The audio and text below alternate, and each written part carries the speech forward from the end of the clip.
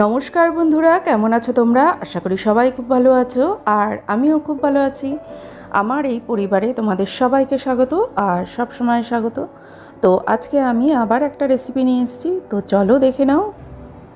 আমি আজকে এখানে চানা মশলার রেসিপিটা শেয়ার করব। তো এখানে তার জন্য নিচ্ছি দুটো মাঝারি সাইজের পেঁয়াজ, দুটো টমেটো আর 1 ইঞ্চি মতন একটা আদা, আর নিয়েছি রসুন বাটা আমার আলাদা আছে, তো সেটা আলাদা করে নিয়েছি। তো এটা ভালো করে একটা পেস্ট করে আনবো। এবার কড়াতে আমি এখানে রিফাইন্ড তেল দিলাম 6 টেবিল চামচ মতন। আর আগের দিন রাতে আমি চানাটাকে ভিজিয়ে রেখেছিলাম আর 3টে সিটি দিয়ে সিদ্ধ করে নিয়েছি। কড়াতে একটু হলুদ দিয়ে হাফ চামচ আমি এখানে দুটো আলু ছোট ছোট করে কেটে রেখেছিলাম, সেটাকে লাল লাল করে একদম ভেজে নিচ্ছি, একদম কড়া করে লাল লাল করে ভেজে নিচ্ছি। তো বন্ধুরা, আমার এই রেসিপিগুলো বা আমার এই ভিডিও যদি তোমাদের ভালো লেগে থাকে তো প্লিজ লাইক করো, শেয়ার করো আর কমেন্ট করো আর সাবস্ক্রাইব পারলে করো।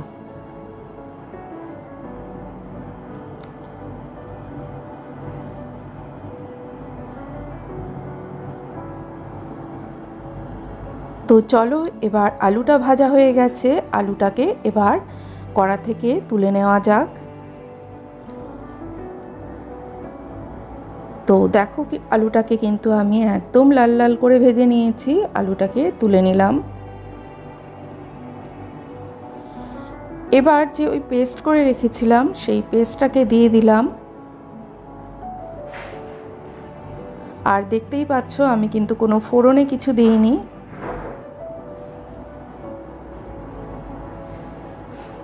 তো এইবার ভালো করে এই পেস্টটাকে কষাতে হবে আর একটু ঢাকা চাপা দিয়ে কষাতে হবে। এবার আমি একটা তেজপাতা দিয়ে দিলাম আর একটু সময় নিয়ে ফ্লেমটাকে একটু লো ফ্লেমে রেখে এটাকে কাঁচা গন্ধটা চলে যাওয়ার পর্যন্ত কষাতে হবে। যখন তেলটা ছেড়ে আসবে, ওই যে সিদ্ধ করে রেখেছি তার যে জলটা, মানে ছোলাটা যে সিদ্ধ করে রেখেছি তার একটু জল আমি ওতে দিয়ে দিলাম মশলাটার মধ্যে, দিয়ে আবার ভালো করে কষাতে হবে।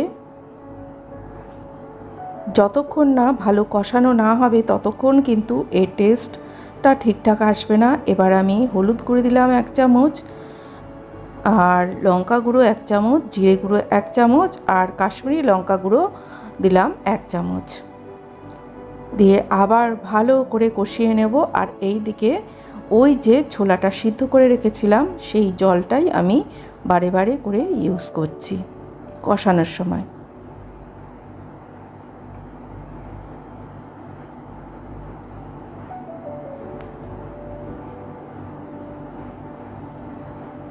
তো ফ্লেমটাকে লো টু মিডিয়ামে রেখে ঢাকা চাপা দিয়ে কষাতে হবে, কেননা একটু ছিটকাবে এই সময়, তার জন্য একটু ঢাকা চাপা দিয়েই এই মশলাটাকে কষাতে হবে। এবার আমি এখানে 2 টেবিল চামচ টমেটো কেচাপ বা টমেটো সস যাই বলো সেটা দিয়ে দিলাম। এটা দেবে, এতে কিন্তু এর টেস্টটা দারুণ আসে। তো দেখো তেলটা কিন্তু ছেড়ে এসেছে কড়ার পাশ থেকে। এইবার যে ছোলাটা সিদ্ধ করে রেখেছিলাম সেই ছোলাটা দিয়ে দিচ্ছি আর তার সঙ্গে যে বাকি জলটা ছিল সেটাও দিয়ে দিলাম। এবার এই জলটা শুকানো পর্যন্ত কিন্তু ভালো করে কষাতে হবে, মানে জলটা শুকিয়ে একদম তেলটা বাইরে বেরিয়ে আসবে। এইভাবে না কষালে কিন্তু ছোলার থেকে একটা কাঁচা গন্ধ বেরোবে, তাতে কিন্তু এই চানা মশলাটা খেতে ভালো লাগবে না।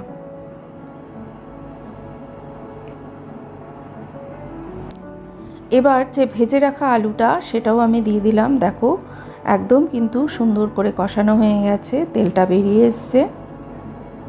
এবার আমি গরম জল দিয়ে দেবো আর জলটা কিন্তু প্রয়োজন বুঝেই দিতে হবে, যে যেরকম গ্রেভি রাখবে। আমি মোটামুটি দিলাম, কেননা এখানে ছোলা আর আলু দুটোই খুব ভালো করে সুসিদ্ধ হয়ে গেছে।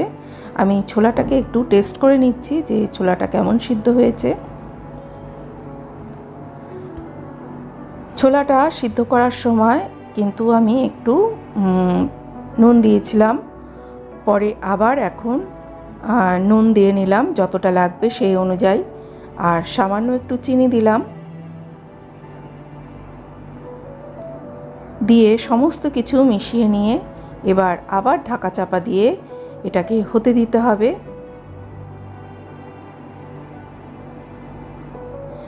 তো বন্ধুরা, আমার এই ভিডিওগুলো তোমাদের যদি ভালো লেগে থাকে তো আমার পাশে থেকো আর আমার চ্যানেলটাকে সাবস্ক্রাইব করো।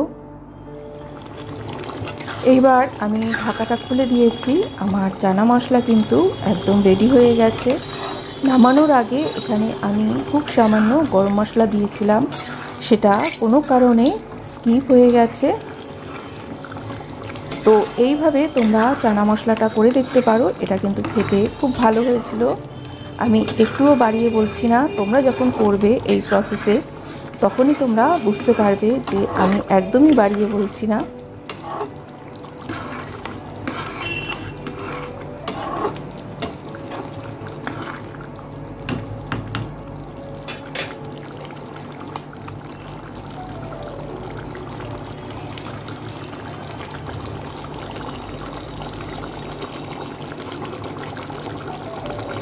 তো এই সুন্দর সুন্দর রেসিপিগুলো পাওয়ার জন্য আমার পাশে থেকো, আর লাইক করো, কমেন্ট তো অবশ্যই করো।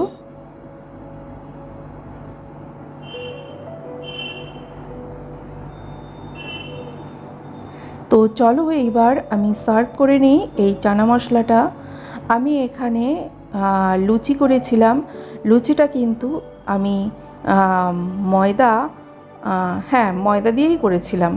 আর আমি কিন্তু মুচমুচে লুচি খুব একটা পছন্দ করি না, একটু নরম থাকবে লুচিটা, সেই লুচিটাই আমার বেশি ভালো লাগে।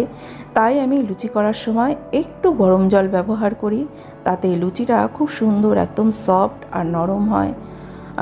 মুচমুচে লুচি আমার কিন্তু খুব ভালো লাগে না, আর আমার বাড়িতেও খুব একটা কেউ পছন্দ করে না।